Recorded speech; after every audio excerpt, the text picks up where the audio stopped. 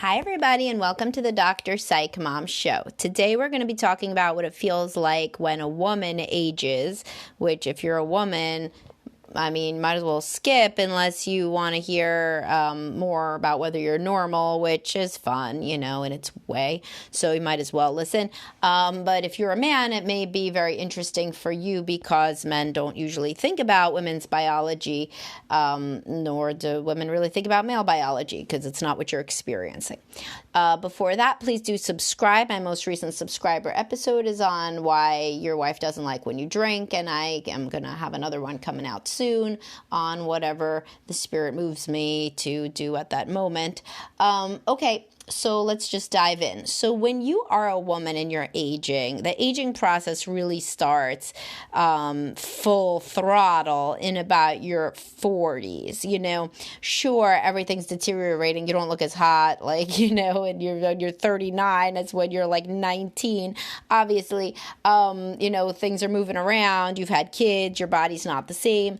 But, things really start moving at a quicker pace when you're in your 40s because, as I've discussed, perimenopause can start up to 10 years before menopause. Average age of menopause is 52. So you're talking about the 40s, really. And this is when fertility ebbs, so when fertility wanes is really when we're talking about changes, like real changes. You start to feel a lot more tired. You start to feel more moody. Your sex drive drops a lot. And they used to say that women's sex drive increases in their 40s.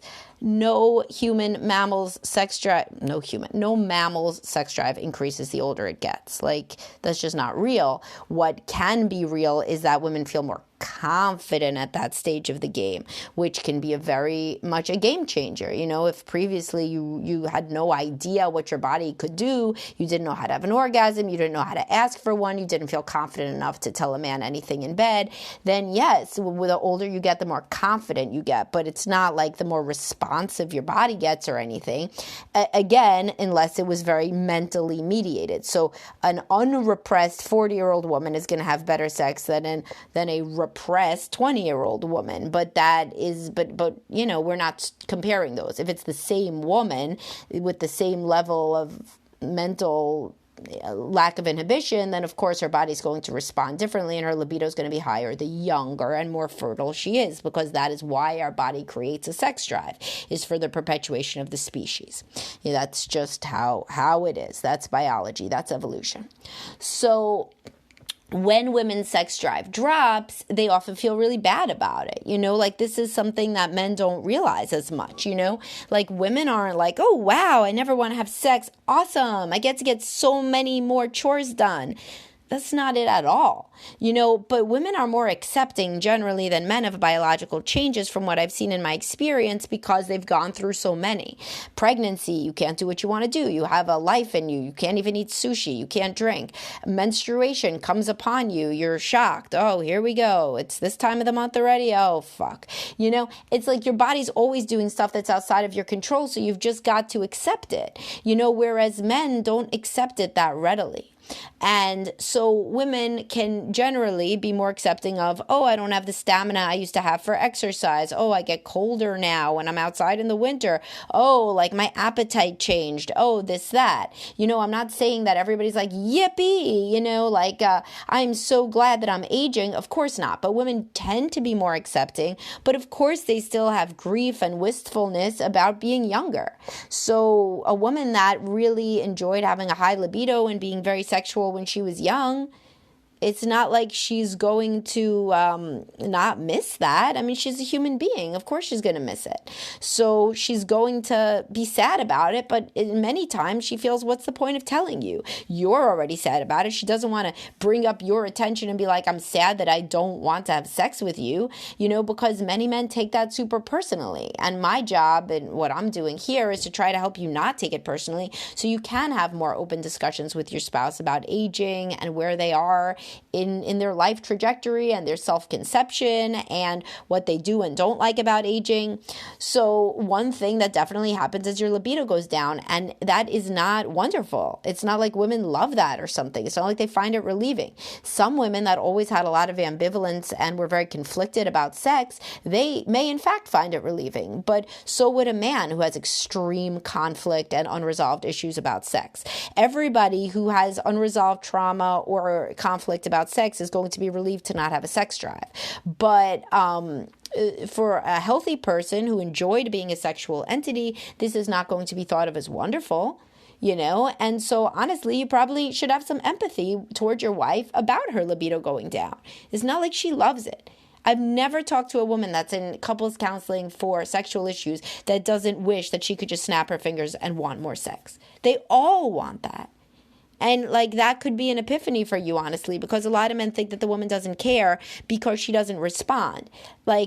She doesn't respond because it's like eating when you're not hungry. There's only so much of it that you want to do or that you can do, especially if you don't really have a lot of psychoeducation about responsive desire and you were a very high libido woman. The interesting part is very high libido women, sometimes the transition can be even worse because they were used to having more spontaneous desire, and now they don't have any spontaneous desire and they don't really know about responsive desire because they never really needed it before because they had a lot of spontaneous desire. So a super high libido woman that did experience spontaneous desire a lot like a guy is going to be even more floored and bewildered by her change, right? So this is going to be nothing like what she was when she was young.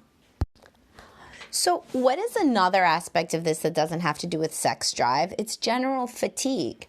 So women's energy levels go a lot lower when they are aging, and this isn't, I was going to say it isn't always, just so that I didn't offend people who love to work out and stuff, but it's reality. You're an aging animal, like the Philip Roth title of the book, The Dying Animal, right? You're not going to have more energy when you're older. Men have higher levels of testosterone. Testosterone is an energy hormone, it makes you feel good and powerful and strong. Women have much less of that. And some women have zero of that, literally. A lot of us go get tested and it's zero, and that doesn't mean that you have no sex drive because sex drive is moderated by a lot of other variables, but you got no testosterone. And testosterone is, if you have more testosterone, you want to go out and lift and run and do lots of things. And if you don't have any anymore, then your energy levels go down. And so a woman that was super active and wanting to do a lot of stuff when she was younger with small children, she may be a lot more tired and she may have a lot less of a bandwidth for doing stuff, especially late at night. This is like a big one, where women get to a point where they find it really hard to stay out late at night, and late could be like 10 or 11, that could be considered very late. And if you are still somebody, if you're partnered with your wife and you are somebody who likes to stay out late and you're like a night owl, then this could, if you don't understand aging, and biology, this could cause a lot of conflict because a lot of guys in this situation feel like the woman is just given up and she just says, fuck it. Well, to some extent she's saying fuck it because she physically doesn't have the strength or the drive to do certain things anymore, whether that's running or whether that's sex. Her body isn't the same anymore.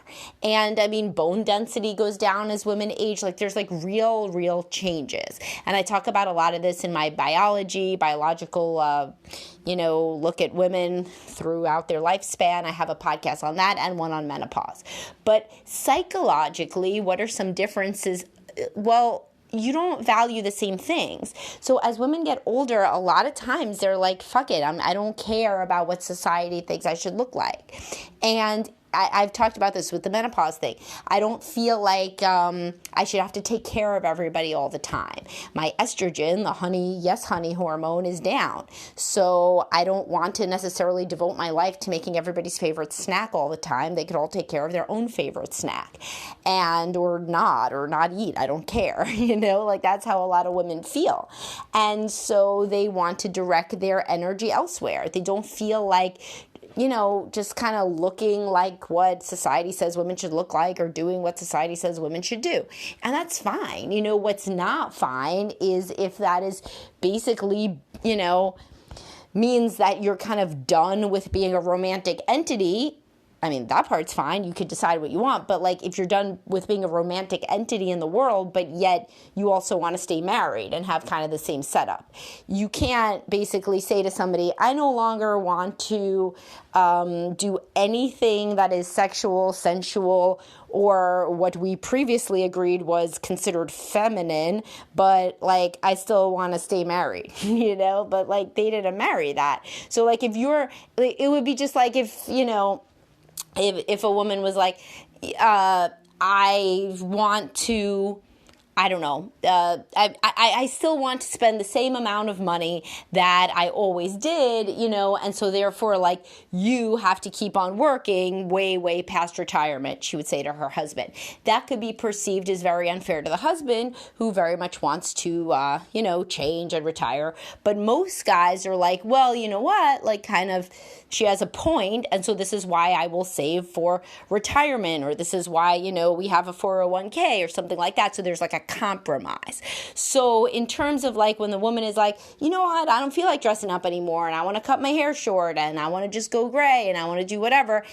Like there could be a compromise there with like the stuff that the guy still likes. It can't just be all or nothing, or else basically you're basically saying you don't want to really be married anymore. So if you give up every single thing that he ever thought was attractive or, feminine or anything, like all at once out of a philosophical decision that because you're aging you don't care anymore, then that's just as unfair as if you were a stay-at-home mom for all these years, and the implicit contract was that he would make money, and then he just said, fuck it, I'm 50 and I don't want to, work ever again, so now we are never going to, have money. Like that, yes, you could say she could go back to work, but the equivalent of that in this situation is saying like she would need to have a whole new identity, and so she probably wouldn't want to remain married after that, kind of big rupture of him saying, yeah, I'm fine supporting you,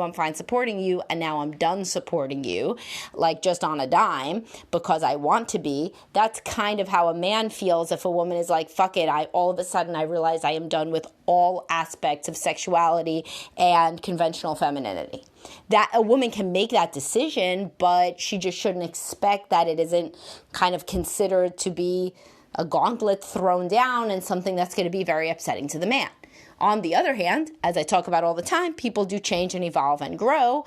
And as long as something isn't basically a fuck you to the other partner, then it should be something that is, talked about and discussed. And like, for example, the hair thing. It sounds stupid, but like a lot of women decide to go naturally gray and the guy doesn't like it.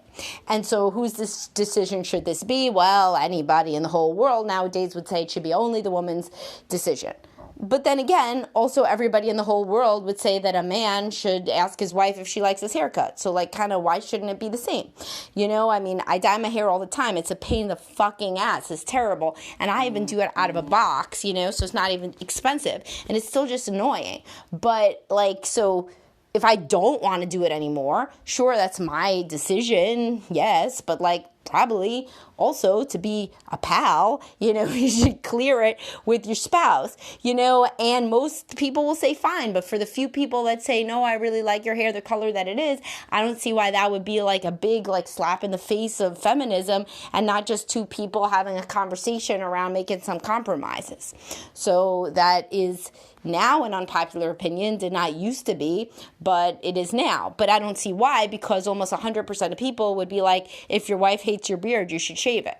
So, how could it not be the same? So the reason that I bring it up is because there's a lot of these little compromises that would have to happen as people age, people of both genders. But again, men don't have like the cutoff of menopause, after which things do feel very different. With women, it's not as linear. There's frequently a big decrease around menopause, and there's a lot more biological stuff going on, whereas men have more testosterone to work with. They kind of stay, men can convince themselves like through their 50s that they're not going to age. Then something happens, obviously they fall down, they break something, they have some sort of, the doctor says they have high cholesterol, they have a heart attack, something happens, nobody stays young forever. But men can go like about 10 years past women on like pretending that they're going to be immortal. So sometimes there's a disconnect here when they're both, let's say, in their 40s, and the man feels like he could still live forever and he's in the best shape of his life, and the woman's like, I'm at the stage where I would like to get rid of the artifice of conventional femininity and start going to sleep at 8 o'clock and, re-examine everything in my life, and by the way, we're not having sex. So, of course, I am exaggerating for humorous effect, but there has to be some sort of compromise where if the marriage is prioritized, people cannot just uniformly say, whoopsie, like I am tired and I am older and I don't want to be a sexual entity anymore. And basically this is what I'm talking about, because that's why the men wouldn't like the gray hair. Some men love the gray hair. Young people even dye their hair gray. But the point is what it means, what it signifies. And frequently what it can signify is, I no longer care what you think about my looks. And that's because basically I'm kind of done with whether I care about what you think at all.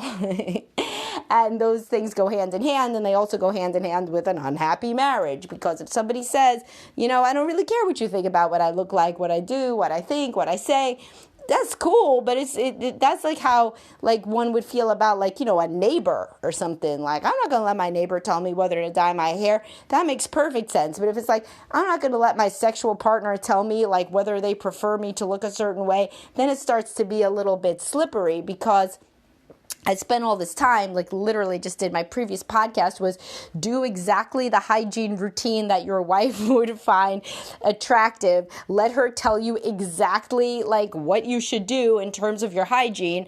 And then it's like, you can't be like, well, when women age they should just kind of do whatever the fuck they want. And I mean, they shouldn't. Nobody, not man nor woman, should do whatever the fuck they want within an intimate relationship, because that is not how to roll. So there are, and by that I clinically mean that would not be a healthy and reciprocal and mutual respectful romantic relationship.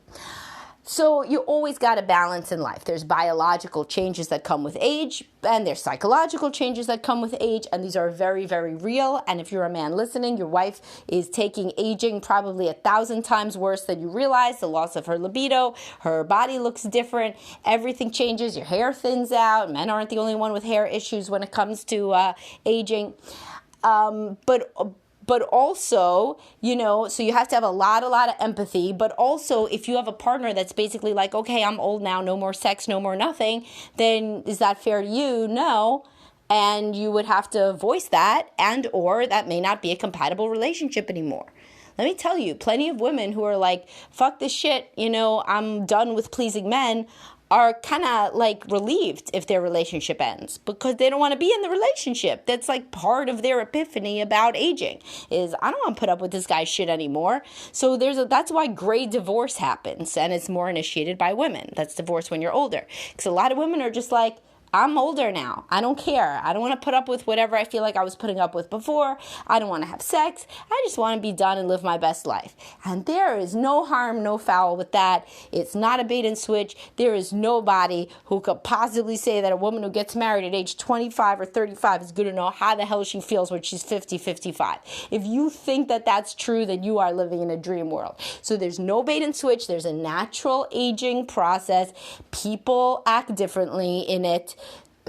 The biological aspect of aging hits women very hard, usually because of the hormonal changes accompanying menopause.